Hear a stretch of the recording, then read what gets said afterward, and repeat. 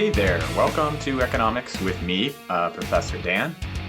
Today I am really excited to introduce our topic of efficiency and market interventions.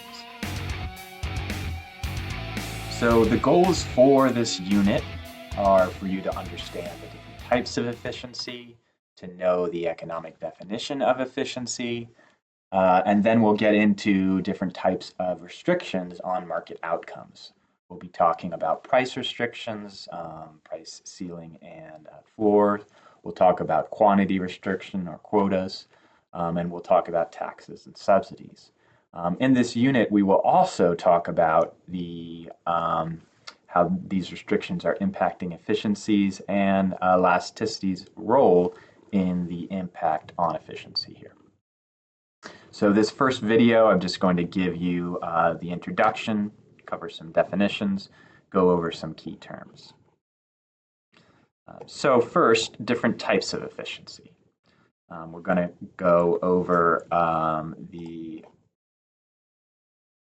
productive efficiency, allocative efficiency, Pareto efficiency, distributive efficiency, dynamic efficiency, and social efficiency.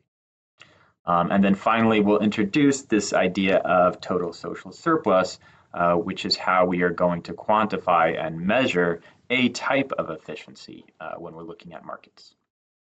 So now let's dive into these different types of efficiency. First, productive efficiency. This is answering the question, are resources being effectively used for production? This is achieved when we are producing on the PPF, the Production Possibilities Frontier. This is the topic that we covered back in Unit 2 in thinking about comparative advantage. We're basically asking, are we taking that into consideration when we are doing our production?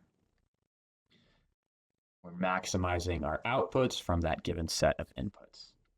Now, what this didn't answer was the question of what are we producing? That's a question of allocative efficiency. Are we putting our resources in the right place across different markets? Are we producing the goods and services that are most valued by society? Now, this question of valued, I want to emphasize, is actually a normative question. Where is this value coming from? The final type of efficiency on this slide is Pareto efficiency.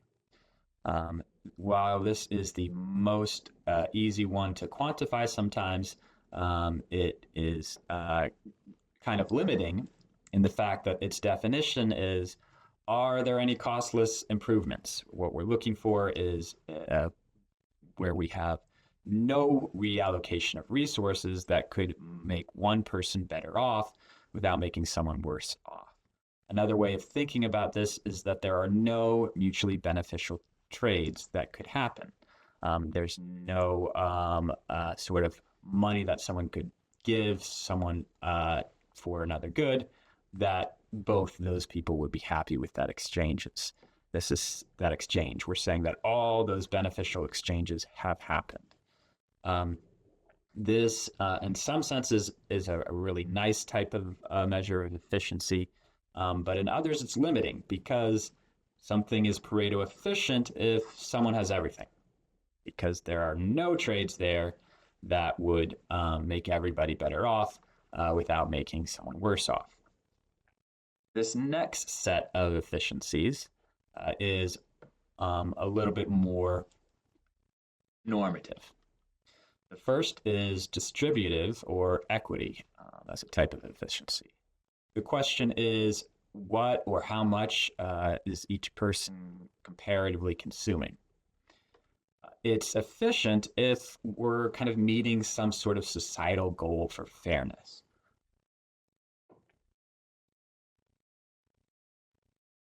While this is a normative type of efficiency, ignoring equity is also a normative choice to kind of sidestep the distributive properties of a system is a choice. Next up is dynamic efficiency. This is addressing the question of, are we enabling future growth? there's a trade-off between consuming today and tomorrow. And this question is, are we making the right choices about investment, about innovation, about technical progress, and balancing today's consumption with potential future benefits? The final one is the most broad. It's sort of just called social efficiency. The question here is, are we doing the best we can to meet society's goals? Now, these goals might have something to do with efficiency. They might have something to do with growth. They might have something to do with how much we produce. This is sort of very dependent on what these goals are, but this is the broadest kind of definition here because it can factor in all these different types of efficiency. Now, what we're going to be using in doing our analysis is looking at surpluses and looking at the idea of total social surplus. This is a measure of efficiency that's commonly used in economics. It's capturing the benefit in dollars, which is one of the nice things about this measure, of the market existing. There are two main components of total social surplus. We've covered these in previous lessons. One is the consumer surplus. It's the benefit that the consumer gets from the market being there. And the next is the producer surplus. It's the benefit for producers. We're going to, in some of our examples, be considering government. So we have to think about the net transfer there. That is including any tax revenue and subtracting out any subsidies. So our total social surplus is defined as consumer surplus plus producer surplus plus tax revenue minus subsidies. Just to review, producer surplus is the difference between the market price and the seller's reservation price. If you remember, the supply curve is essentially capturing the reservation price. So graphically, the producer surplus is going to be the area above the supply curve and below the market price. In the special case where we have a linear supply, which we are doing in our intro class, the producer surplus will be a triangle. Here we have a base of 200 and a height of 4, which gives us an area of 400. Consumer surplus is the difference between the market price and the buyer's willingness to pay. If you recall, the demand curve captures that willingness to pay. So graphically, the consumer surplus is the area below the demand curve and above the market price, again, going out to quantity. In the special case where demand is linear, which again, that's what we're going to be doing in this intro class, consumer surplus is a triangle. Here we have a base of 200. Again, the base is quantity, and the height is the demand to intercept minus price, which is 11. So that gives us an area of 1,100. So what we'll be looking at in this chapter is market interventions. We're going to be introducing the idea of a price ceiling. This is a level above which a price cannot go. A price floor, which is a level below which a price cannot go. We'll think about quantity restrictions. This is a limit on the amount that can be traded. And look at taxes and subsidies. We'll also characterize these restrictions in terms of whether or not they're binding. This just means, are they going to have any effect on the market or change anything? So to set things up, we're going to use supply and demand to do our analysis. We remember how to find the equilibrium where supply and demand intersect.